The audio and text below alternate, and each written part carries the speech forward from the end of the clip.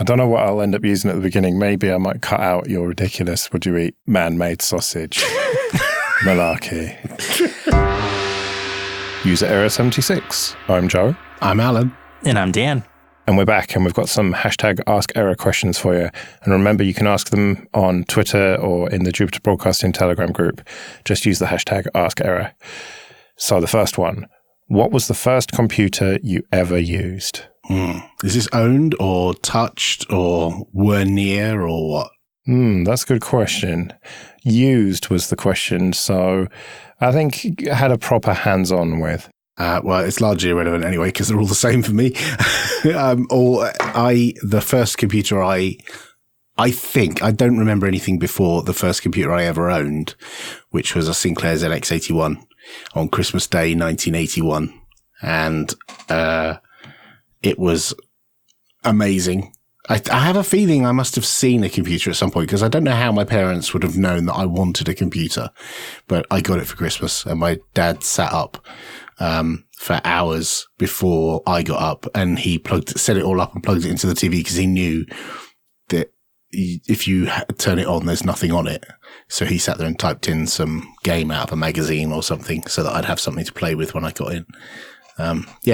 So Sinclair ZX81, 1 kilobyte of memory. So when I was a kid, I had an uncle that was into computers, and you know, when you're a kid and you don't know what words mean or whatever, you just like give people nicknames, I guess. And so he was Uncle Dude. And so Dude had this computer, and I don't remember what it was, but I remember the big, 5-inch floppy disks and that stuff. And there was the green screen and everything. And he showed me how to like load a game or something off the floppy disk and that. And that's all I can remember of that. I think remembering having my first computer, though, it was still like a black and white screen. And I remember that I had like a book that was probably printed in, I don't know, like the early 80s or something. And it was like how to write in basic programming language book, but it was like for kids, and it had like, some guy with an afro on it or something or whatever. And he would be like, write this block and then hit go to line and all this kind of jazz. So that was the first computer that I remember owning. I don't remember what it was because I was too young, but it was, old and black and white and that kind of jazz. I do remember getting books out of the library and typing in listings because you couldn't buy many games for the ZX81.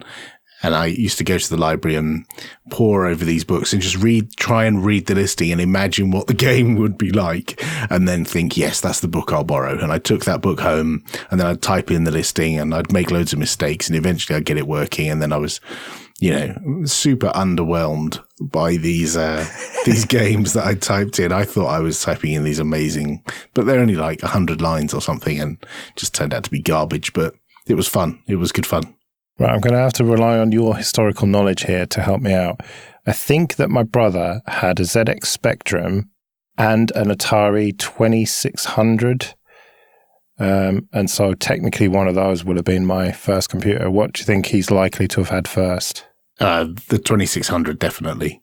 That predates the Spectrum by some margin. Right, okay. I think he had that anyway. I'm not sure about that.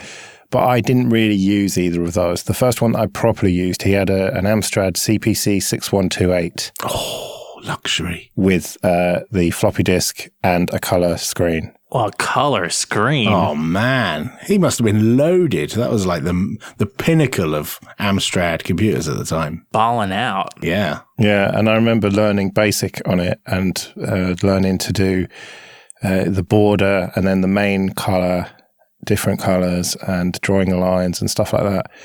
But then, unfortunately, I never stuck with the coding. Otherwise, I could be late now. I had the 464 with a tape deck and a green screen eventually, but I used to carry it round to my mate Keith's house, and we'd sit in his bedroom, and he had his Amstrad and I had mine, and we'd load a cassette on one while we were playing on the other one because cassettes took so long to load. They're like 10 minutes to load. And so you'd have to like wait. You really needed to commit to wanting to play a game because, you were going to soak up 10 minutes of your day just loading the thing. And So yeah, we would sometimes go to the shop, leaving it loading, and then come back and find, cassette loading error or something. Be like, no. But that original Amstrad itself wasn't very big. The screen was huge. Do you know how much of it was in the screen and how much of it was in the keyboard bit? The screen was the power supply, and the computer itself, all the guts of the computer were in the computer itself. Yeah, they're just basically the keyboard, which it's a little bigger than a keyboard that you'd have now. So that's quite impressive, really. Well, there wasn't a lot in there. There was like half a dozen chips and a bit of glue logic and a tape deck it was fairly spaced out. It was quite nicely designed. If you ever open one up, I've got a few of them, and if you open them up, they're quite nice. They're quite well designed. I really like those old Amstrads, as you can tell by the fact that I still own 3 of them. One of these days I'm going to have a look in your loft. It sounds like you've got a lot of treasures up there. It is a bit of a trove, yes. The thing, I have this nostalgia about the old computers, but obviously they're not that much fun anymore. And I've loaded up stuff and the kids have looked at it. And Sam once said when I was loading something on one of these old computers, he went, "Wow, is that the computer you had when you were a kid?" And I said, "Yeah." He went, "Oh, I feel sorry for you, son." I was like, "Thanks, Sam."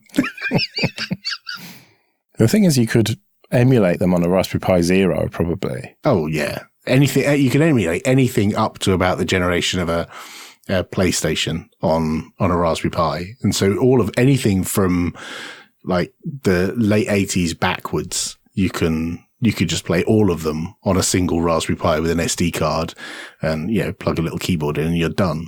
But it's not the same. It's just that awful keyboard that you got on the ZX81 that was like a membrane that you had to really like push it through the desk for it to register properly. And the horrible dead skin of the Sinclair Spectrum keyboard.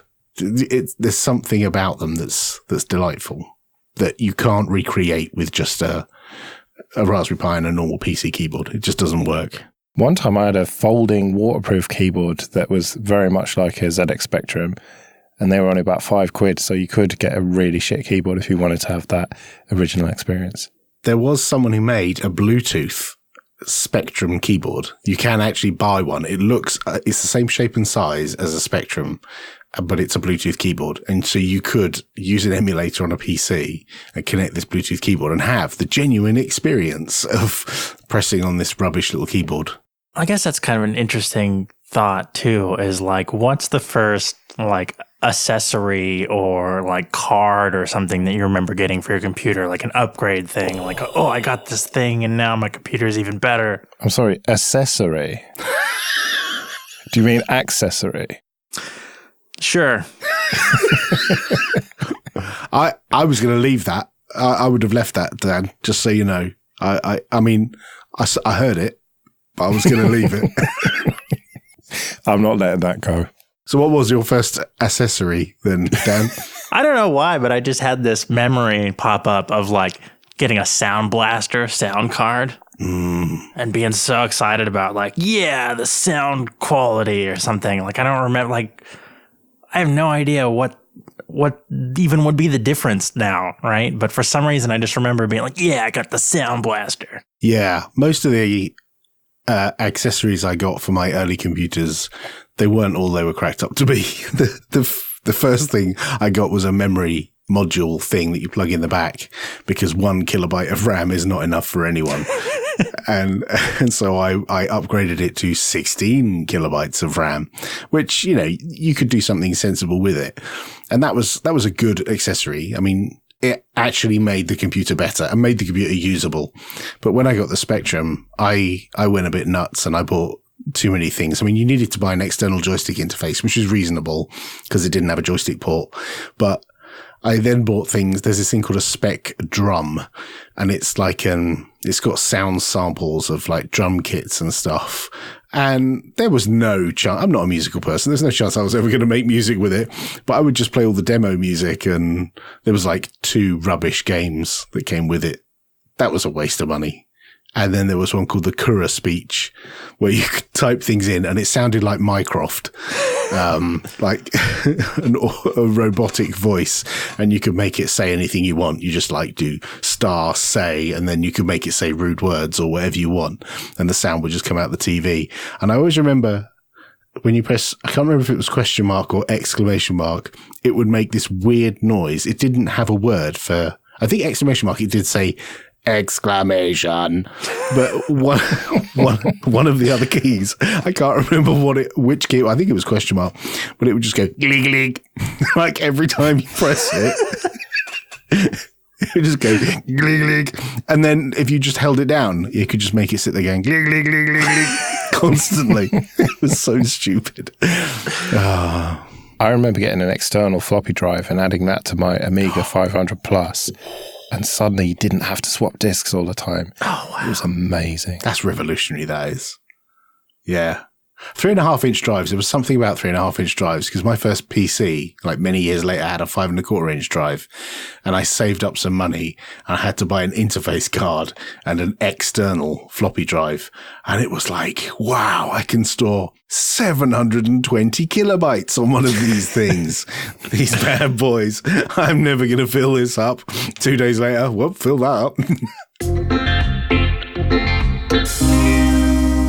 Do you believe in ghosts?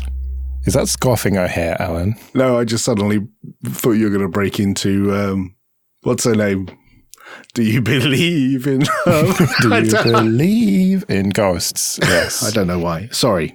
I don't believe they physically exist, but then most people probably don't believe they physically exist. For someone who believes in ghosts, believes properly in what you would think a ghost is, like the apparition or whatever, they probably believe they've seen it.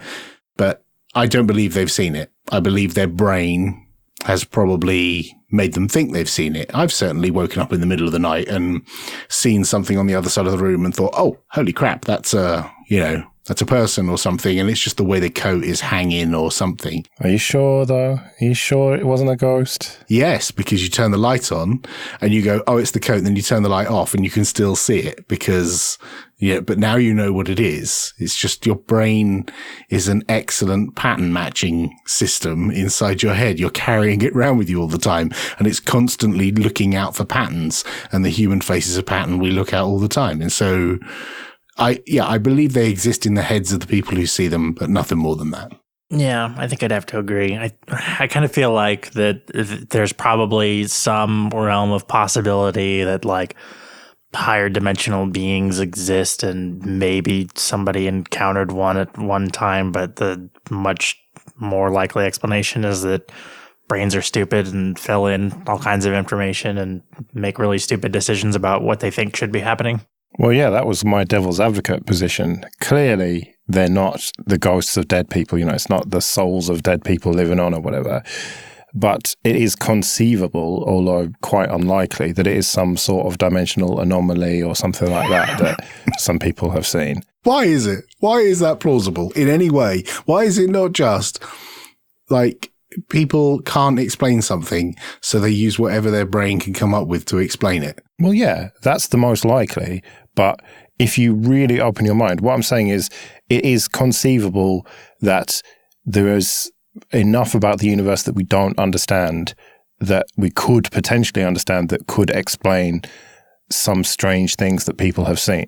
Like that movie, The Astronaut in the Bookcase, stuff like that. Yes. Yeah, I mean, I guess if you think about it from like a historical perspective, right, and like all the reasons that we've come up with the mythology that we have, it's all been scientific phenomena, right? It hasn't been things that completely didn't happen, but things that we didn't know why they happened.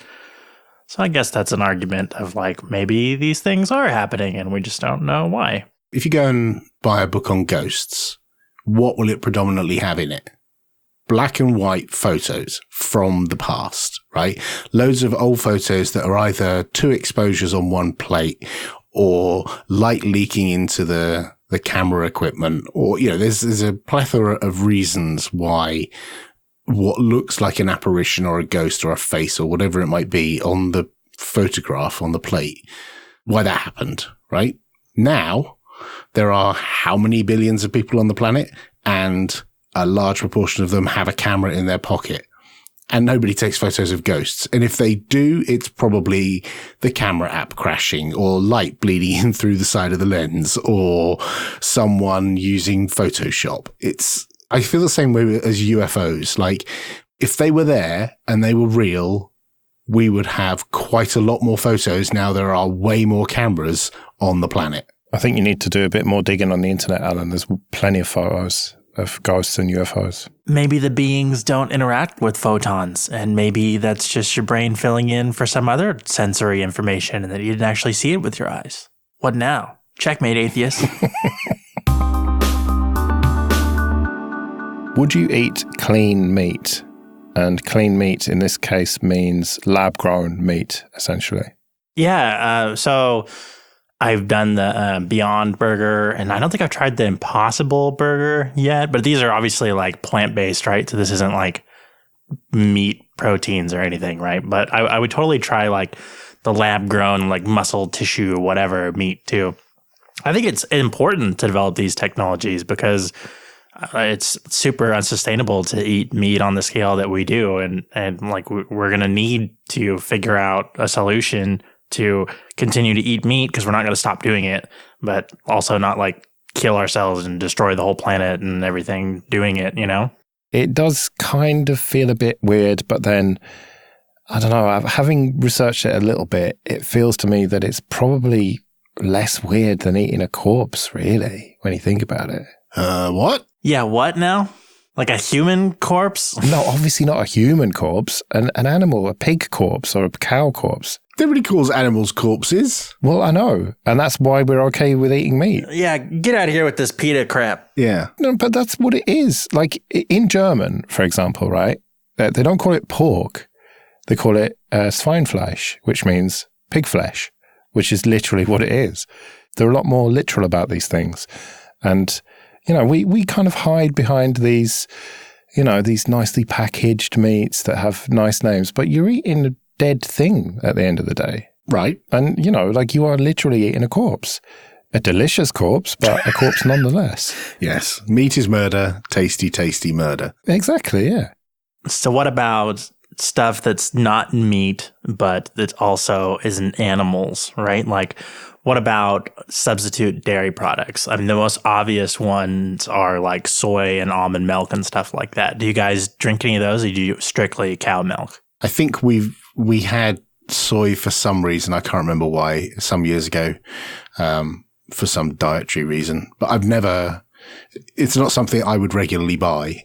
The same with almond milk. I don't know. It's just force of habit, really. If I started buying almond milk instead, I'd probably get used to it. Wasn't there some controversy about whether they could call it milk and then they couldn't or something? I can't remember. But I have no objection to it. I don't like dairy for some reason. I don't know if I'm lactose intolerant or what, but I've never liked any dairy products, so I probably ought to have substitutes. But I'm just not in the habit of having any milk. But if I was making, I don't know, a curry or something, then I'd put coconut milk in or... Yeah, but you would anyway. Nobody puts normal milk in a curry. You put coconut milk in. Well, maybe cereal. I sometimes have a little bit of milk in that. So maybe I ought to try some Weetabix with soy milk or something. That might be quite nice. So your original question was, would you eat clean meat? It depends what you define as clean and how it's made and what it's actually made of. Like, did they have to derive the cells that made it from, the embryos of baby cows or something, or, in order to derive this lab grown stuff? Or did it come out of, a bag of protein and a bag of sodium and a bag of something else put together and mixed in a thing and out pops something that looks a bit like meat? Well, what difference does it make? Well, because the derivation coming from an animal shows that it's not really clean. Well, I think the reason they call it clean is that it's not all covered in shit and whatnot, like real meat is. It's very hard to produce meat the way we do now, hygienically, because they're animals and they shit and whatnot and get ill and whatever. I think that's what the clean meat refers to. Oh, I thought it was, clean as in not derivation of an animal. No, I think that it's using animal cells to make it. I always thought it was more about the ecological impact, like clean energy, right? Because farming takes a ton of water and we have to grow all these crops and there's pesticides and all these kinds of things involved in meat production, right? So that's what I thought they meant by clean meat was like they have plant-based meats and stuff now that where they don't incur all this other like environmental impact. I guess it's a step in the right direction, like not having that much impact on the planet and not using all those resources in order to make a cow so that you can cut it all up and I can have a burger, right? But I still would feel, I mean, it's like a step towards veganism. Like, you know, you could be a vegetarian, but it's not quite there. And this feels like it's not quite there. And I'm not sure it's, you know, it's good. It's a step in the right direction, but I'm not sure it's fully there. But would you eat it? Would you eat a burger made of it that was grown in a lab? Yeah, probably to try it out. I don't know if I'd change my entire diet based on that. Well, if they made it cheaper than normal beef and it tasted the same. Cost is definitely a factor. Yeah, sure.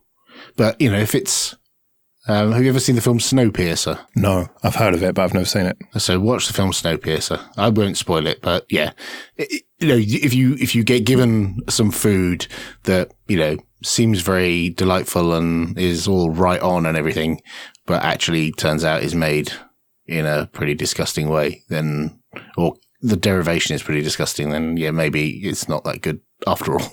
If you saw an abattoir, you wouldn't think that was anything other than disgusting. I mean, I don't want to come across as like this Peter vegan guy, whatever. I love to eat meat every day, but I don't labor under the illusion that it's anything other than barbaric, cruel, and quite frankly, disgusting. Well, neither do I, but I still eat it, and so do you. Well, yeah. It's not, I'm just saying, if the ultimate goal is we want to be not dependent upon killing other animals in order to sustain us, then we should go the whole way.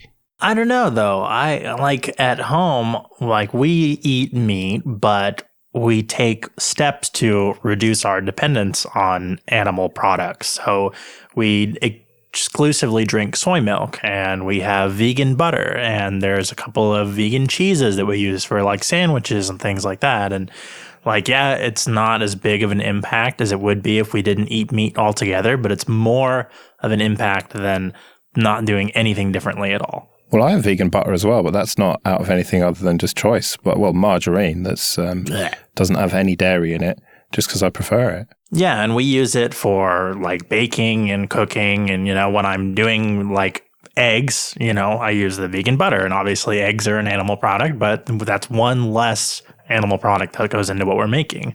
Or like I made cookies the other day and used the vegan butter. So I don't know. I feel like it's a step in the right direction, and it's not.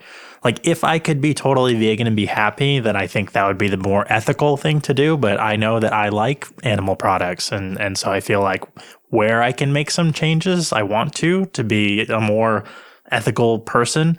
But I'm not so good a person that I'm going to, like, stop eating meat. I like meat. Ignore, mute, or block. So we're talking about social media. When people piss you off, do you just ignore them? Do you mute them, which basically means you don't get to see what they've said, but they don't know it? Or do you block them, which means that they know that you're not interested?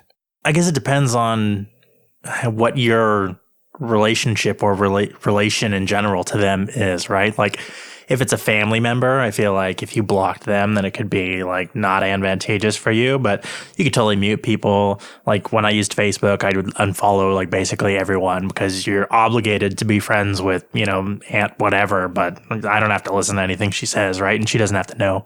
Yeah, I've made the mistake of blocking a few people who maybe I should have just muted because it let them know, you know, that I'd blocked them. And obviously that furthers maybe their irritation. Maybe they're irritated with me already, which is why they say things to me that I don't want to see. So I block them, and that made it worse. So yeah, I think I used to block a few people. I don't block many people, but I've blocked a few. I certainly unfollowed you, Joe, this month with all your stupid spoopy bullshit.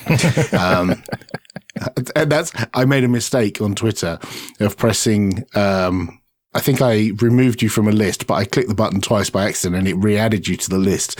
And you DM'd me immediately and asked me, what is this list you've put me on? And I was like, oh, fuck.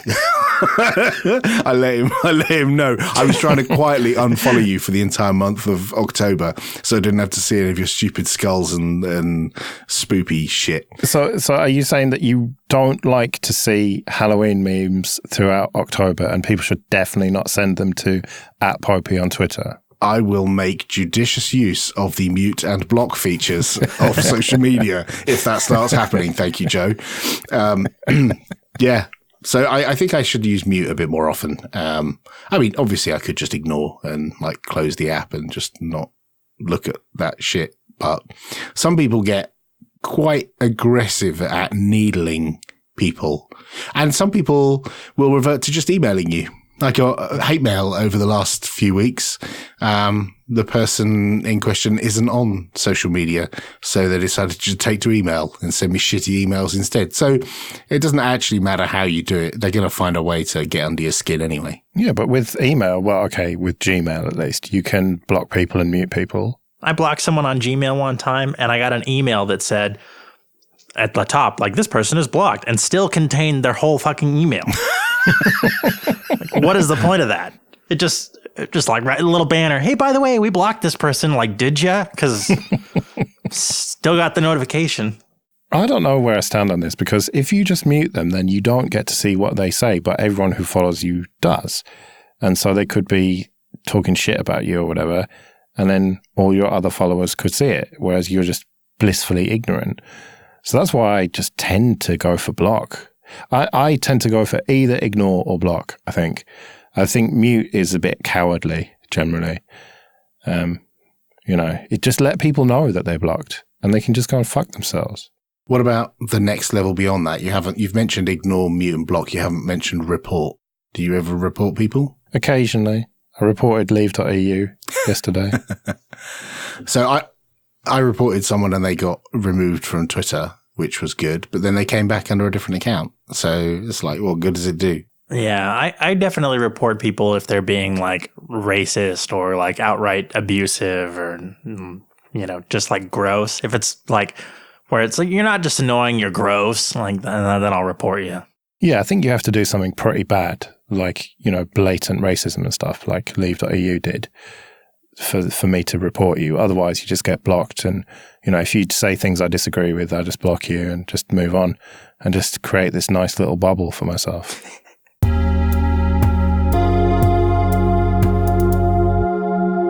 Should we refuse to take money from anyone we may object to?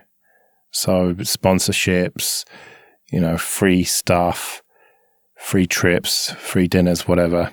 Employment? Yeah, employment, I suppose, yeah. It's tricky. Over the years, I've tried to only work for organizations that I thought, had a moral compass pointing in the right direction and pointing in the roughly same direction as me. So right direction, like same direction.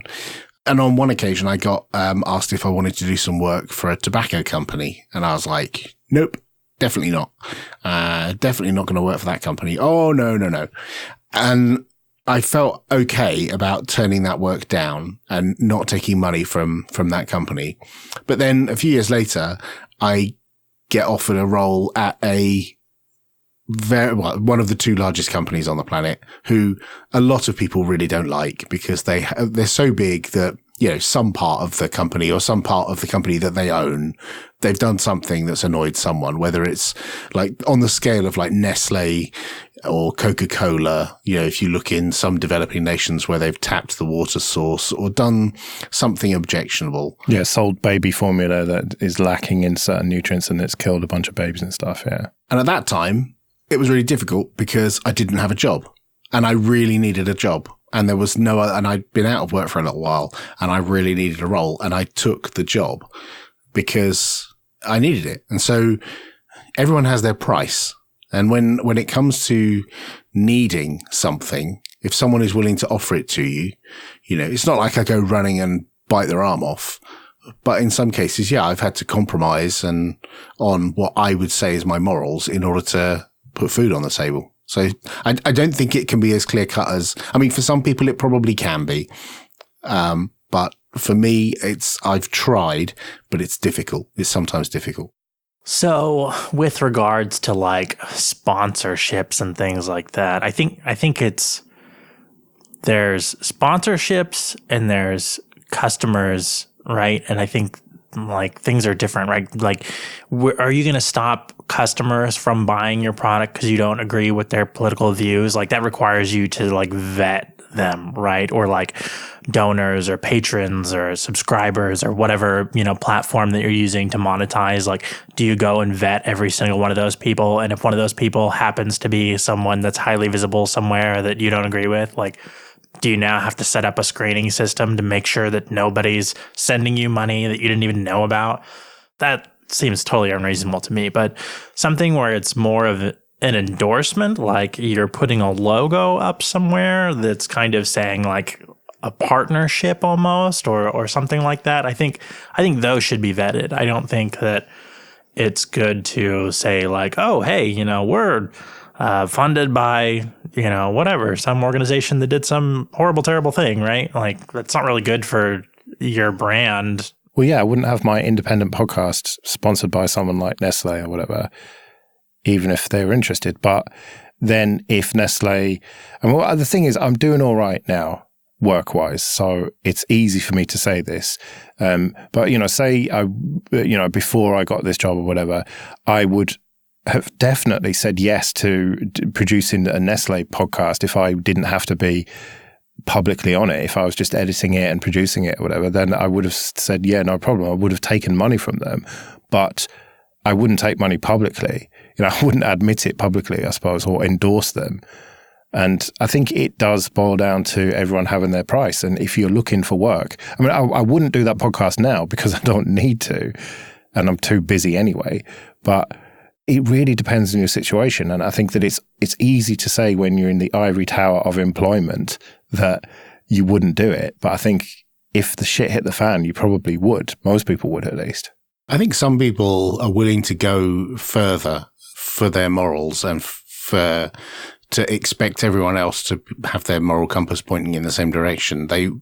Some people would maybe go into debt, maybe move house, like maybe go into a smaller accommodation or rented accommodation or stay on someone's sofa or give up owning property entirely and live out of their car in order to ensure that when it comes to checkout time and they're standing in front of the pearly gates, they can be confident that their soul is clean, as it were.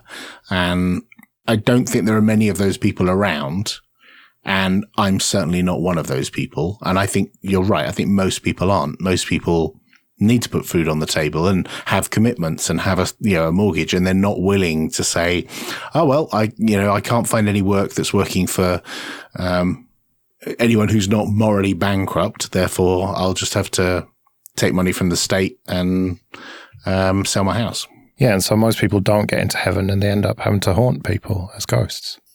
So what if it's like a politician though, right? Like if there's a politician you really like and you find out they're getting campaign contributions from like BP or Exxon or something like that, does that like all of a sudden skew your perspective of it?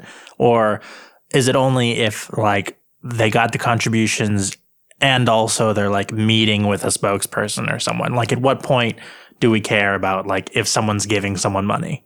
I find politics really difficult because I can't imagine anyone who is so straight down the line that they haven't taken money from someone. There's very few, probably a few that I could probably name on one hand, who are so straight down the line that they've never taken anything from any company who doesn't have a criticism section on their Wikipedia page, right?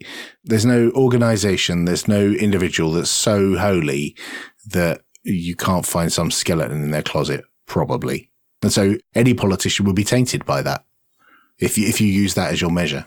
Well, yeah, and necessarily to become a successful politician, you have to be corrupt and whatnot, and you have to be a complete bastard.